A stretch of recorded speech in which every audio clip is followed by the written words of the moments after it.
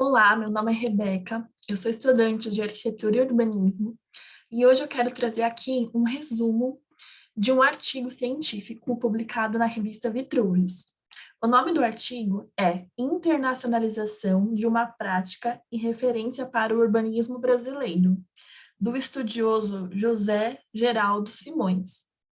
Esse artigo ele é dividido em 5 tópicos. O primeiro tópico, ele vai trazer uma abordagem sobre a importância do resgate da historiografia do urbanístico alemão. O segundo tópico é sobre como era o cenário da Alemanha, o cenário político, social, econômico, no final do século XIX. O terceiro tópico ele trata sobre eventos e congressos que foram responsáveis por solidificar o urbanismo como uma ciência. O quarto tópico é sobre os princípios da urbanística alemã e da urbanística germânica, e o quinto tópico são as considerações finais. O que eu vou estar fazendo aqui é compartilhar minha tela para ir juntos, para juntos, de forma mais sucinta possível, e destrinchando esse artigo.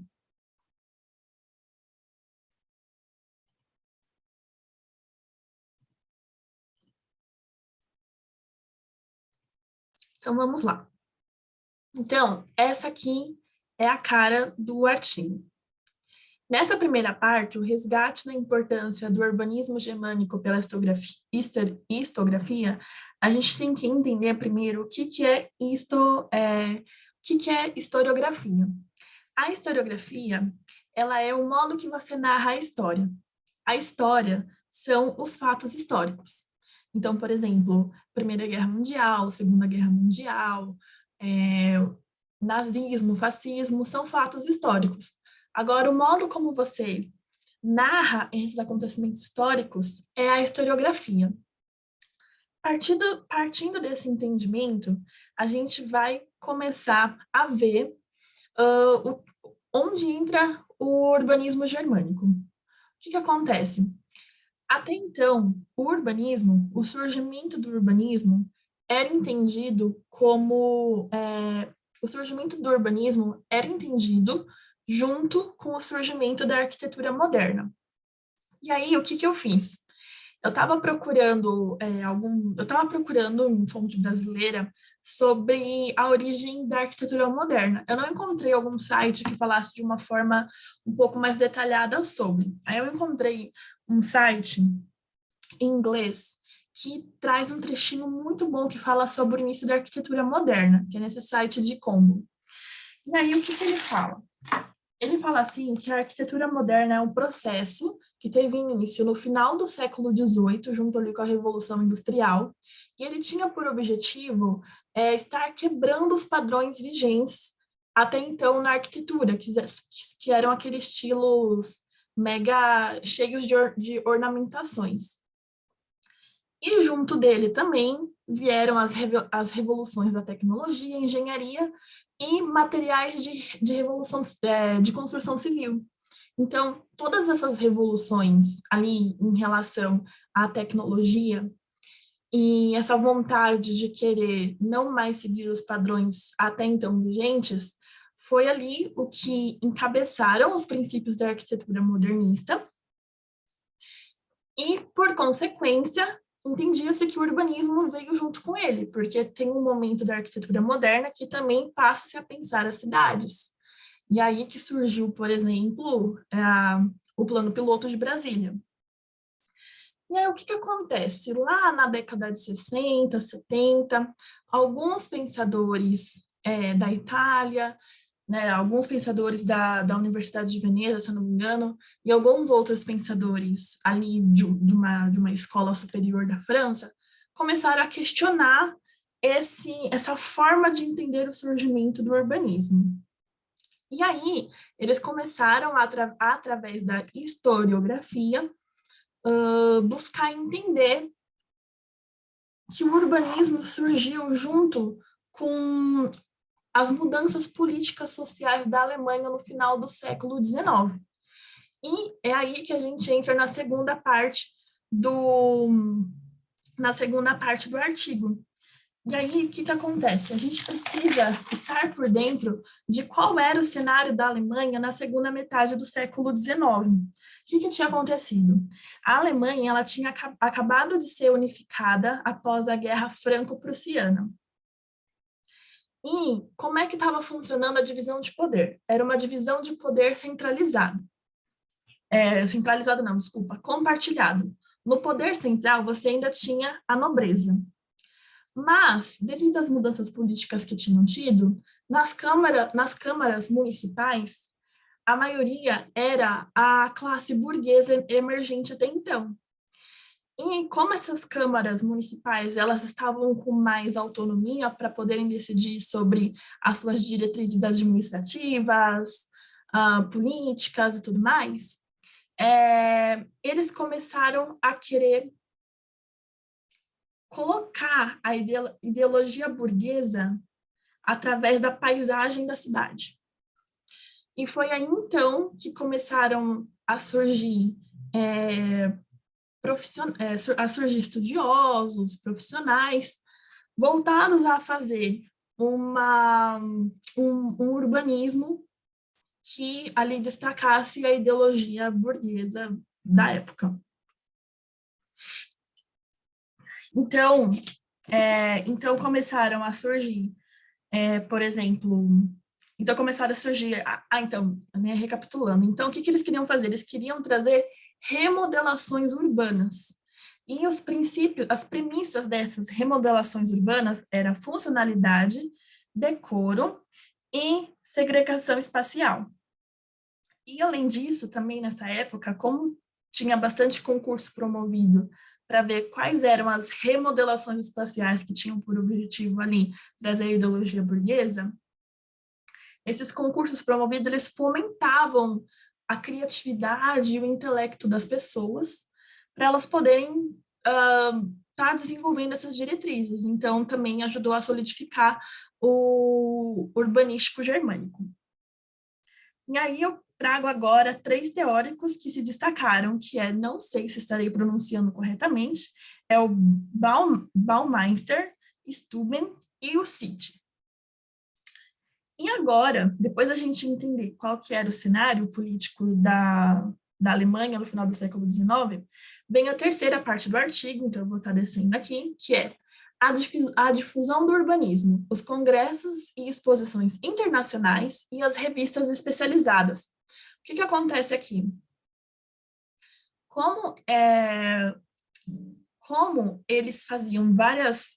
O que aconteceu aqui é o seguinte: tiveram vários fóruns, eventos e congressos que uniam os intelectuais da época. E todos esses eventos, eles foram responsáveis por estar solidificando os princípios do urbanismo, não somente como uma prática política, mas principalmente como uma ciência em si. E um outro fator que também contribuiu foi o surgimento de revistas especializadas. Então, por exemplo, a gente tem uma revista atualmente, né? A gente tem uma revista que todo estudante de arquitetura conhece, que é o ArchDaily. Fala tudo qualquer tipo de arquitetura em tudo qualquer tipo de escala, desde a maior até a menor, desde urbanismo até interiores. Então, começaram a surgir periódicos, revistas especializadas em urbanismo. Aí eu quero trazer aqui só um exemplo de evento e um exemplo de revista especializada da época. Então, assim, a gente pode dizer que o evento principal de todo esse período, um dos eventos principais de todo esse período, foi o 7º Congresso Internacional de Arquitetos, que aconteceu em 1906.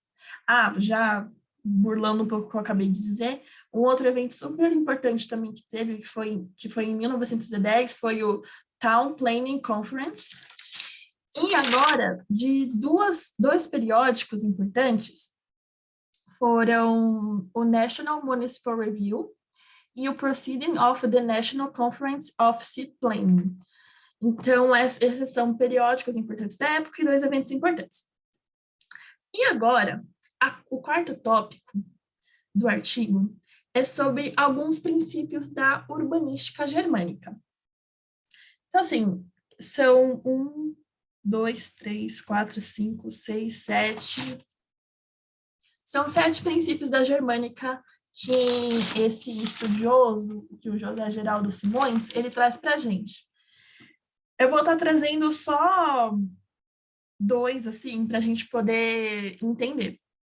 O primeiro que eu queria estar trazendo é a relação entre a excessiva presença de engenheiros e a ênfase nos aspectos sanitaristas e higienistas. Então, assim, quando começaram a surgir esses intelectuais na urbanística germânica, muitos desses intelectuais não, desses estudiosos, muitos desses estudiosos eram engenheiros. E o engenheiro ele é conhecido por ser mais racional, mais técnico, mais funcional. Então, eles trouxeram, deram bastante ênfase na questão do sanitarismo, da higienização. Então, você vai ver que os primeiros planos urbanísticos tinham muito dessa coisa da paisagem urbana higiênica, da paisagem urbana, né, da paisagem urbana higienista, da paisagem urbana sanitarista e tudo mais. E uma segunda coisa que eu também queria estar trazendo era sobre a presença do zoneamento. Como assim? Quando os caras eles pensavam em como fazer a remodelação da cidade, eles pensavam em estar propondo essas remodelações considerando 3 zonas, que seria a zona industrial, onde ali se concentraria as fábricas e a moradia das pessoas que trabalhassem nessas fábricas.